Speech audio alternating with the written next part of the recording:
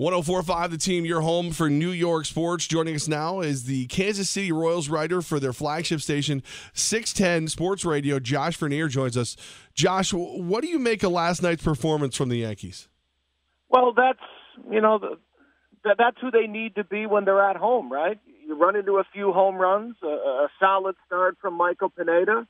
It's really just a well-rounded team. When they're away from the Bronx, they can steal bags, they can manufacture runs and pull out wins that way. But when they're in the friendly confines of Yankee Stadium, why not pull out the big boys? And Brett Gardner stays hot. Chris Carter runs into another one, and they just continue to, at least from the vantage point of Kansas City, they continue to surprise. Vargas, the pitcher for the Royals, has had a good season, but for some reason he continues to struggle against the Yankees. Why is that? Well, the last time we saw him, just last week, the last time the Yankees saw Jason Vargas, I'll give credit to the Yankees. They did a very nice job of not trying to do too much, which is a very cliched saying in the game of baseball. But look, Jason Vargas isn't going to overpower anyone. He's not touching 90, 95 miles per hour. He's a touch and feel guy, a change speeds, both sides of the plate, up and down in the zone. He gets the better of the opposition because the opposition allows the ego to get the better of themselves. The Yankees refused to do that. They were fine when they played here at Kauffman Stadium, going the other way, hitting oppo knocks, not trying to do too much. So I give credit to the Yankees. Jason Vargas was able to fool many other teams, really everybody that he faced over his first 7 starts, up until the Yankees came in with a very professional approach up and down that lineup. So it's more about what the Yankees were doing at the plate, their maturity, their approach at the plate, more so than Jason Vargas having an off day. Josh Vernear with us right now. He covers the Royals for 610 Sports Radio in Kansas City, helping us make a little sense of this Yankees run and their competitiveness against the Royals. You got to see that Royals team that went on and won the World Series. Do you see any similarities in this Yankees team that some people are saying is ahead of schedule right now? That Royals team was built off of pitching, defense, and a balanced lineup. And when I say pitching, I mean the bullpen. Look, I'm not going to say anything cross about Dylan Betances. He's one of the best in the game. Tyler Clippard, Adam Warren. Yeah, that's nice. I'm not going to put it up there with Herrera, Wade Davis, and Greg Holland. The rotation that the Yankees have, okay, yeah, I'll say that's comparable. Doesn't have that true number one, that true ace, but a lot of guys that when you're driving to the ballpark, you feel as if you're going to have a chance to win with fill in the blank on the mound, whether it's Pineda or Severino, whoever it may be. It's a nice rotation. It's a good bullpen. But I think the only similarities I would really see between those two teams, would be the Yankees' ability to steal a base, to put pressure on the opposition's defense, and to put pressure on the battery of the opposition. But the Royals, when they won it, they didn't hit home runs. Their ballpark isn't very conducive to the home run. Obviously, Yankee Stadium is. I really don't see too much similarities or too many similarities between these two teams. Maybe outside of the fact that a lot of the promising pieces up and down that Yankees lineup are either homegrown or were acquired via the trade. So often the Yankees are often denigrated for, they could just go out and buy anybody that they want. But you look at the reasons why this team is at the top of the American League East.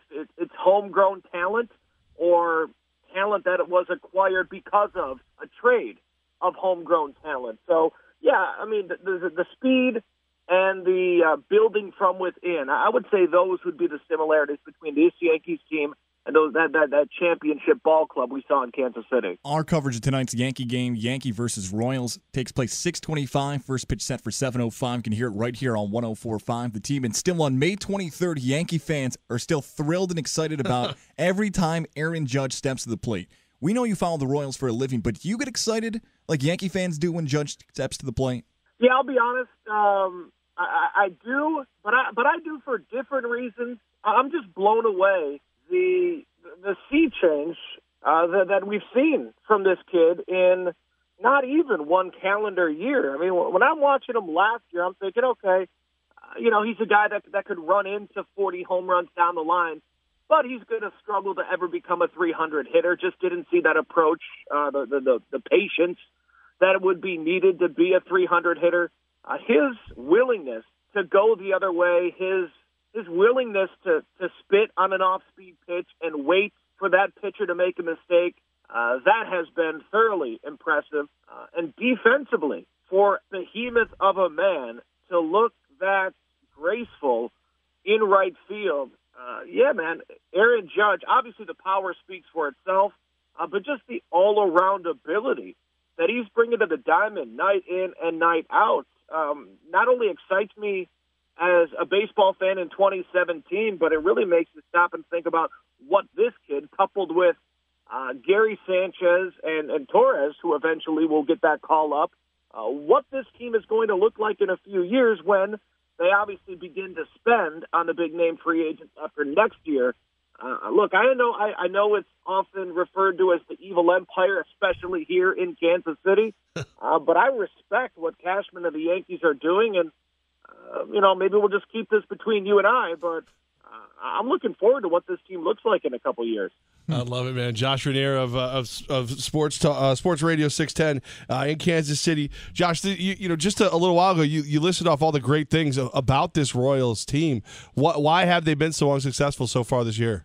Yeah, the bullpen isn't great anymore. They traded Wade Davis in the offseason. Greg Holland did not return after his Tommy John surgery. So the bullpen's not great anymore. Obviously, the passing of Yordano Ventura this offseason left a big hole in the rotation.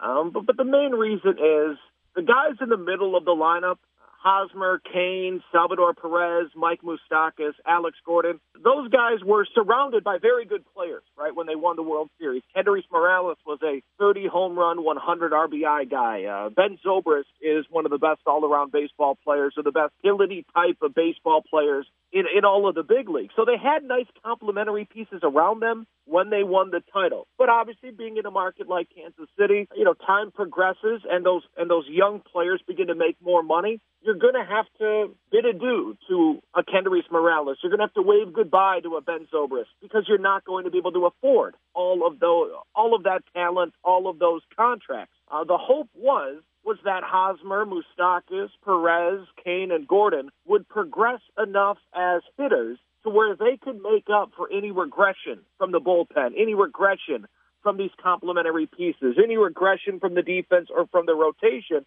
We've seen the regression from the bullpen, and we've seen the regression when it comes to the complementary pieces. We just haven't seen the progression of Eric Hosmer, Mike Moustakas, Alex Gordon, and the rest of that core. The core hasn't been able to pick up the slack and become bona fide stars, borderline superstars. They're all still very nice players. None of them are superstars, and this organization was banking on at least two of them taking that next step here in 2017 and leading this team on a night-in and night-out basis. That just hasn't happened. We saw it last night. They go 0 for 10 with runners in scoring position, and when you don't have a lockdown bullpen, you don't have a great rotation, you need the offense to lead you, especially in the American League, and right now the Royals offense is not doing that. Josh Vernear, man, that was great stuff. We appreciate your time, man. Oh, my pleasure. Thank you.